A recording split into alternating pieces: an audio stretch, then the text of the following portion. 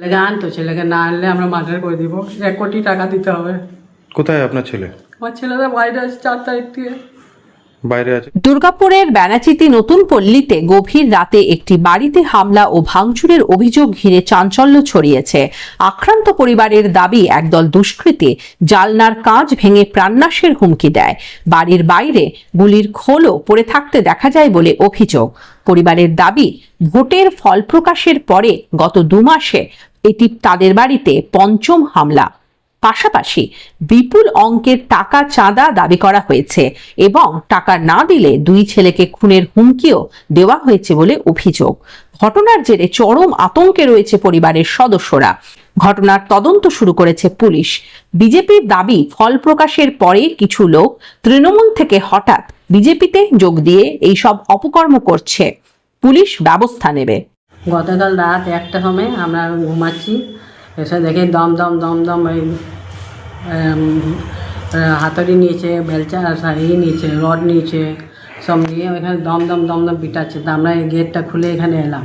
আমাদের বাড়িতে একজন আছে, এসে বললো দেখি তো কে আছে, কোথায় মারধর করছে। তখন আমরা বেরিয়ে দেখি এখানটা এই আছে। তো যখন আমরা বলতে এলাম, কাছে থেকে ইট মেরেছে ওই লোক, জানলাতে মেরেছে। লোকটা পালিয়ে গেল। পালিয়ে যাওয়ার পর আমরা বাইরে দিয়ে দেখি যে সব মুখ বাঁধা, আর 3-4টে ছেলেকে চিনতে পেরেছি, যাদের নাম দিয়েছি ওদের চিনতে পেরেছি। চিনতে পাওয়ার পর তখন ওরা ওইখানে মেরে নোংরা গালাগালি দিয়ে নিয়ে পালিয়ে গেছে। তারা কি কোনো পার্টি করে যাদেরকে চিনতে পেরেছো?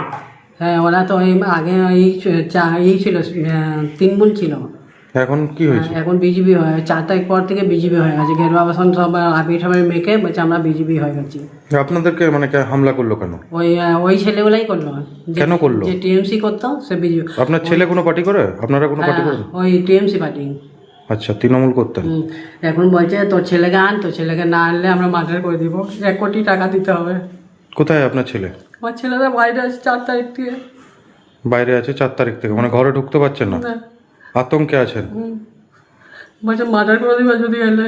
এই যে গুলির খোল পাওয়া যাচ্ছে, কি ফায়ারিং মানে চালিয়েছিল? হ্যাঁ, ওই যে চালিয়েছে ওইটা পেয়েছি। পুলিশকে বলেছেন? পুলিশ এসেছিল? হ্যাঁ, পুলিশ এসছে, পুলিশ দেখেছে। এই বাড়িতে কে কে থাকেন আপনারা? বাড়িতে আমরা 2জনই থাকি। মানে হাজব্যান্ড ওয়াইফ, তাই তো? হ্যাঁ। আর ছেলে আপনার কটে? 2টো ছেলে, একটা মেয়ে। মেয়ে বিয়ে হয়ে গেছে। ছেলে কি বাইরে, যে তৃণমূল করতো তিনি কি বাইরেই আছেন? আর ঢোকেননি? ওই 4 তারিখ ওই যখন রেজাল্ট বেরোলো ওই 4 তারিখ থেকে বাইরে আছে, আর যখন তো বাড়ি ঢুকে। কথা হয় আপনার সাথে? হ্যাঁ, কথা হয়। আচ্ছা, আপনার নাম কি? রিনা রায়। ঠিক আছে, রেডি।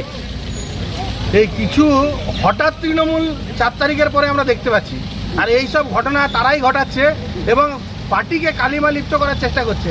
আমরা পুলিশ প্রশাসনকে অনুরোধ জানাবো, যারা বা যে এই ঘটনা ঘটাচ্ছে তাদেরকে ইমিডিয়েটলি গ্রেপ্তার করা উচিত এবং যথাযোগ্য তাদের শাস্তির ব্যবস্থা করা উচিত। কারণ ভারতীয় জনতা পার্টি এই কালচারে বিশ্বাস করে না বা এইরকম কোনো ঘটনা ঘটাতেও পছন্দও করে না।